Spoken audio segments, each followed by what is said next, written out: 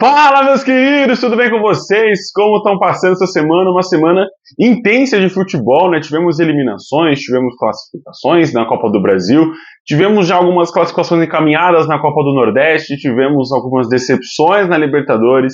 Então você vai acompanhar esse resumão aqui a partir de agora. Eu sou Gabriel Todaro, seja muito bem-vindo Na Rede com o Todaro. Aqui eu sempre trago análise dos principais clubes da Série A do futebol brasileiro.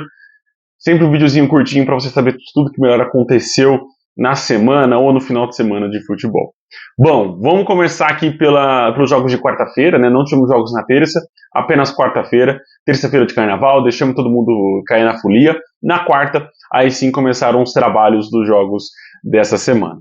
Começando inclusive com a classificação do Fluminense em cima do Caxias, né? O clube foi até Caxias do Sul visitar o Grená e conseguiu uma boa vitória por 2-1.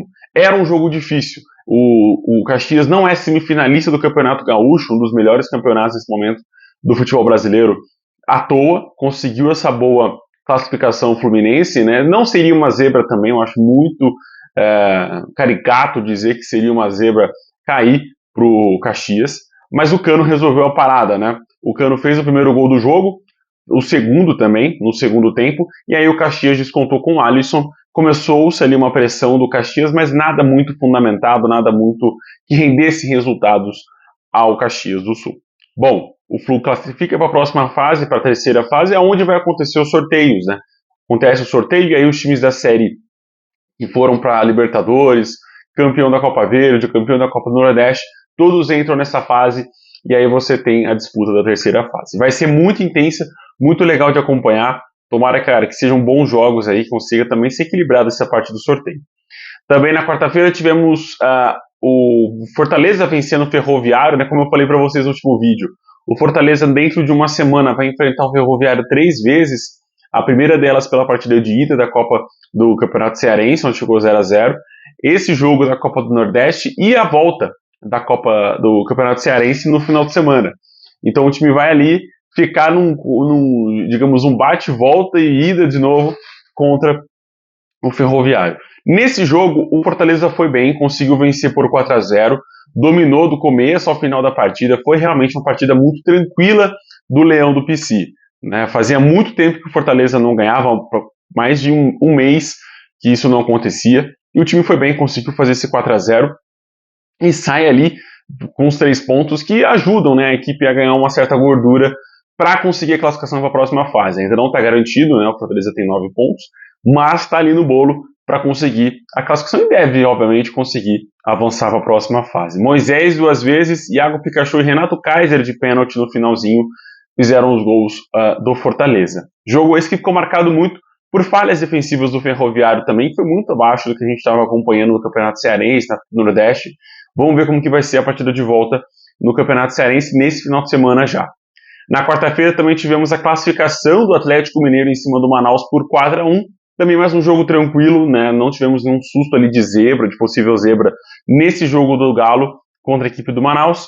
Alisson, Coelho, Rony e Daverson fizeram os gols do Galão.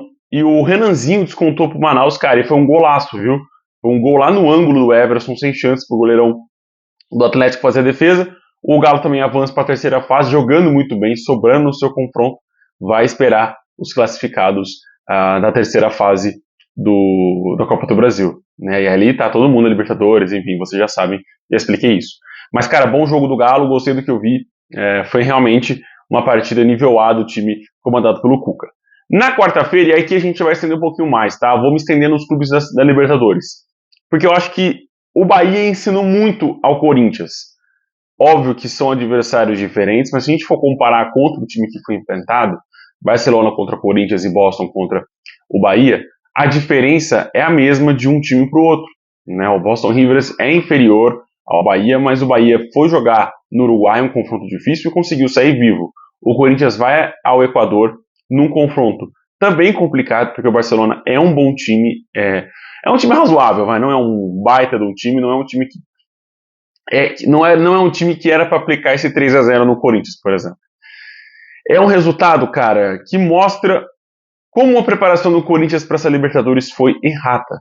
Né? O time não contratou, o time permaneceu ali o trabalho do Ramon Dias. Não acho que foi né, errada essa escolha, mas acho que deveria ter tido mais reforços ali no seu elenco. A relação elenco com treinador e diretoria deu uma desestabilizada depois dessa questão com a camisa 10 do Garro e, enfim, ele teve que usar a 8 por conta do Depay. Então tem toda essa coisa cercando o Corinthians nesse momento do começo de ano. Óbvio que o time entregou resultados, mas não entregou futebol, e isso eu venho falando há um bom tempo. O Corinthians ele entrega resultados, é um favorito para ser campeão paulista, porque está entregando esses resultados.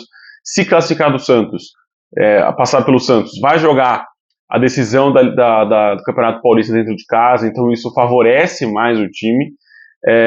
Mas esse 3-0 para o Barcelona de Guayaquil escancara para todo mundo que esse time do Corinthians não está pronto para uma Libertadores. Mesmo que se consiga passar para a próxima fase de grupos, vai sofrer. E com certeza não vai passar da fase de grupos.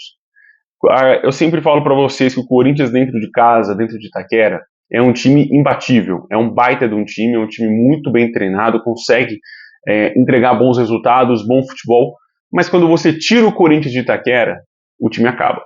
Isso já vem de anos, já. Não só do ano passado, não só do ano retrasado, já vem de longa data. O Corinthians sofre nos jogos fora de casa. É normal, né, o time sofrer fora de casa, mas não é normal o Corinthians despencar tanto assim como igual aconteceu nesse jogo contra o Barcelona. As escolhas do técnico foram erradas, eu concordo. Acho que sim, foram erradas, não devia ter entrado com 3 zagueiros, não é jogo para você experimentar. Se você está na fase de grupos e você experimenta, ok, isso pode ser aceito. Mas no momento que você está numa fase eliminatória, você não tem mais esse momento, esse apreço, esse momento precioso para você testar. É o vale tudo, é a classificação que está em jogo, e nesse momento, dia 7 de março, eu falo para vocês que o Corinthians está eliminado da fase de grupos, está eliminado da Libertadores de 2025. É muito difícil o Corinthians conseguir passar zerado do Barcelona, né, não sofrer gols na Itaquera. É muito difícil o time fazer 4 gols para classificar direto, ou 3-0 para ir para os pênaltis. Se for para os pênaltis, aí tem uma chance, porque o Hugo realmente é muito bom de pegar pênaltis. Mas eu acho que toda a moral, e ainda tem um porém que eu falei para vocês no último vídeo, né? E se o Corinthians perdesse para o Barcelona, tem a decisão da semifinal do Campeonato Paulista já nesse sábado, e a decisão é quarta-feira. Então o time vai ter domingo, perdão. A decisão do contra o Santos é domingo, vai ter segunda e terça para treinar, para se preparar, para se concentrar no jogo de quarta-feira. E talvez até treinar na quarta-feira pela tarde. Então, o Corinthians vai ter uma semana muito cansativa, e se ganhar do Santos, ainda vai ter o primeiro jogo da final no outro final de semana. Provavelmente domingo, enfim. Então você tem essa semana intensa, e o elenco do Corinthians já se mostrou um elenco que se cansa. Não é um elenco que tem um físico espetacular, que aguenta 90 minutos de pressão, não é esse time. Então, para esse jogo, e que eu vou falar do fundo do meu coração, eu já assumiria, e aí o Ramon, a diretoria do Corinthians, tem que entrar numa entrevista coletiva e dizer isso pro torcedor, cara. Tipo, lota lá em Itaquera, se rolar a classificação, beleza, se não rolar, cara, a gente vai disputar a Sul-Americana, que era para ser o objetivo do Corinthians desde o começo. Não era por Corinthians ter se focado, se desgastado numa classificação para a Libertadores, era para o time estar tranquilo, não estar jogando nenhum torneio durante o meio de semana e disputar apenas a Copa Sul-Americana daqui a um mês. Se o Corinthians fizesse isso, cara, poderia estar focando 100% da sua concentração, do seu talento no Campeonato Paulista, ser campeão do Campeonato Paulista, joga a Sul-Americana, consegue classificar, vai para a fase final, enfim, poderia ter chance de ser campeão também da Sul-Americana e ir para a Libertadores no ano que vem como campeão da Sul-Americana. Aumentava a moral do time, aumentava o rendimento, porque seria campeão, ganharia nas questões de classificação, ganharia no Campeonato Paulista também. Agora, cara, todo esse começo de ano se torna uma incógnita, porque o time vai ser eliminado das Libertadores. E como que será o tratamento do time com o Paulistão? Vai entrar com o time titular domingo contra o Santos? Há 2 dias de uma decisão de Libertadores? Eu entraria com as reservas ou com o time misto na quarta-feira que vem, entraria com tudo no Campeonato Paulista para tentar ser campeão. Essa é a minha opinião. Não acho que o Corinthians tem que agora focar na Libertadores. Já tomou essa saculejada aqui no Equador. Vai com um time misto mesmo para a próxima semana. Não vai conseguir reverter esse resultado. E aí, cara, você foca no Campeonato Paulista, seja campeão paulista, tranquiliza a torcida e vai jogar Sul-Americana, cara. Vai jogar sua vida na Sul-Americana. E aí, quem sabe, classifica realmente para a Libertadores ano que vem. Acho que esse é o melhor caminho. O Corinthians vai ganhar dinheiro com isso, vai ganhar títulos e pode, obviamente, né, dar essa tranquilidade para a torcida, que já há muito tempo não comemora um título, desde 2019. A gente vai fazer aí 6 anos sem um Corinthians sequer ficar próximo de um título. Talvez o Campeonato Paulista lá que perdeu para o Palmeiras nos pênaltis, mas só, né? Só a gente pode falar. Na quarta-feira também o Vasco venceu o Nova Iguaçu pela Copa do Brasil, né? Foi um jogo confronto entre cariocas, mas o Vasco avança para a próxima fase, para a terceira, com um bom primeiro tempo do time, né? O time conseguiu ir muito bem na primeira etapa, fez logo os 3 gols, e aí no segundo tempo deu aquela manseada, né? Aquela tranquilizada para jogar a próxima fase, a volta da semifinal do Campeonato Carioca. Acho difícil, viu, Vasco? Acho difícil avançar em cima do Flamengo, mas, pô, tomara que jogue bem, tomara que tenha bom jogo, e não seja uma goleada, não seja nada muito avantajado. Vou torcer para o Vasco conseguir igualar as coisas com o Flamengo, para ser um jogo legal também, né? Quem sabe aí umas penalidades do Campeonato Carioca seriam de bom tamanho. Rayan e Felipe Coutinho 2 vezes, inclusive uma de pênalti, fizeram os gols do gigante da colina em cima do Nova Iguaçu. Na quarta-feira também tivemos um jogo assim típico de Libertadores, de mata-mata de Copa do Brasil, entre Vitória e Altos. Foi um jogo muito interessante por conta da expulsão do Carlos Eduardo no primeiro tempo, que foi, cara, muito neném no lance. Foi um lance muito infantil, né? Deixou o Vitória aí com a menos durante boa parte do jogo, né? Se eu não me engano, a expulsão foi logo aos 15 minutos da primeira etapa. Perdão, logo aos 25, 30 minutos da primeira etapa. Faltavam 15 minutos para acabar o primeiro tempo e todo o segundo tempo. Então foram muitos minutos com um a menos. O Vitória conseguiu ainda sair na frente com o Hugo, uma boa trama ali de uma cobrança de falta. O Ayrton Rato toca para o Hugo e ele chuta muito bem no canto do goleirão do Altos. O Rodrigão só foi empatar no finalzinho do segundo tempo, onde obviamente o Vitória já estava cansado, estava fadigado, o Altos foi lá e conseguiu empatar. O Altos tem um bom time, tomara que renda bons frutos ao longo do ano, e quem sabe esse time dispute algum campeonato nacional. Bom jogo do Altos, bom jogo do Vitória, que conseguiu se segurar, conseguiu se defender, e ainda não comemora a classificação para a próxima fase, mas se ganhar o próximo jogo, aí já está classificado para a próxima fase da Copa do Nordeste. Também na quarta-feira, pela Copa do Nordeste, o Sport venceu o CRB por 2-1, e aí, cara, o Leão conseguiu a garantia para a próxima fase, as quartas de final da Copa do Nordeste, com essa boa vitória.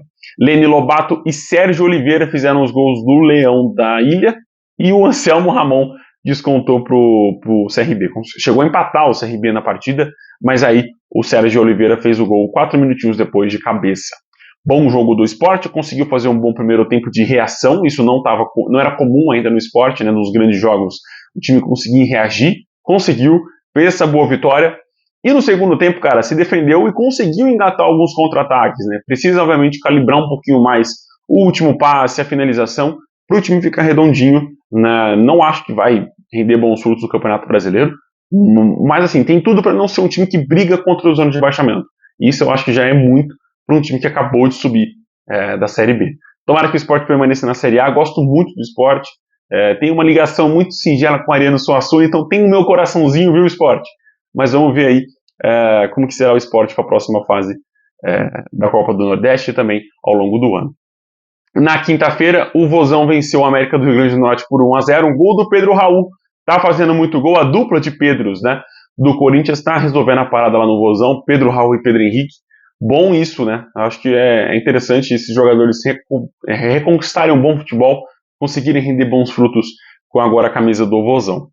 Né? Foi com um time misto, foi um time bem, né, mexido ali por conta da semifinal do Campeonato Cearense. Isso me surpreendeu, né? Porque o Ceará venceu por 3-0 o Maracanã, mas mesmo assim poupou alguns titulares para jogar o Campeonato Cearense. E mesmo poupando esses jogadores, o time foi muito bem, conseguiu vencer por 1-0, conseguiu apresentar o futebol até que ok, né? Faltou um pouquinho de capricho na finalização, mas o time criou chances, criou finalizações e foi feliz no meio da primeira etapa com o gol do Pedro Raul, gol de centroavante mesmo, viu?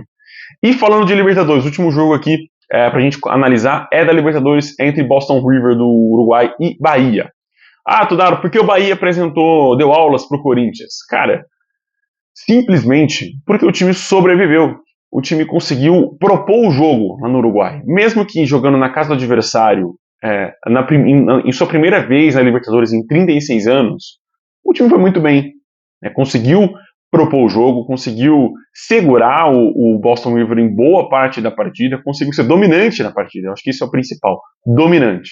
O Bahia foi sim um baita time lá no Uruguai, mesmo que enfrente uma equipe mais, digamos assim, de um nível inferior ao Barcelona, conseguiu ir, cara, ir pra cima, conseguiu propor seu jogo, conseguiu encurralar o Boston em boa parte da partida. Vai ter a volta na Fonte Nova e o time tá vivaço. Com certeza o Bahia estará na fase de grupos da Libertadores. Vai poder vencer o Boston com muita tranquilidade na Fonte Nova. Vale ressaltar também que o Bahia nunca perdeu na Libertadores na Fonte Nova, tá? Na edição passada que ele disputou há 36 anos atrás, o time não perdeu. Nessa atual, também não perdeu, né? Jogou contra o The Strongs e conseguiu uma boa goleada por 3-0. Nesse jogo contra o Boston também é franco favorito para vencer dentro de casa. E tem futebol para isso, tem time e qualidade para apresentar esse futebol e avançar para a próxima fase. Vai ser uma história muito linda de acompanhar do Bahia nessa edição de Libertadores, né? O trabalho que o Rogério está fazendo é espetacular, com as peças que tem, obviamente, com o investimento do Grupo City, mas é um trabalho muito bem feito. É uma aula que o Bahia dá para o Corinthians, é uma aula que o Bahia dá para todos os times, né, que vão disputar a pré-Libertadores na próxima edição, e também para as próximas fases também, né, fases mata-mata, etc. Não precisa você ir para o jogo de ida contra um time moderado, né, ou um time complicadinho e resolver a parada lá, entendeu? Você pode voltar vivo, você pode voltar com a chance de vencer em casa. O Bahia com certeza vai vencer o Boston River em casa. Isso eu garanto. E, pô, Bahia, tô garantindo, hein, não vai me prejudicar. Mas o Bahia consegue esse bom resultado na ida. Jogou abaixo, cara, jogou, criou pouco. Mas sendo sincero, precisava decidir a parada logo na ida no Uruguai?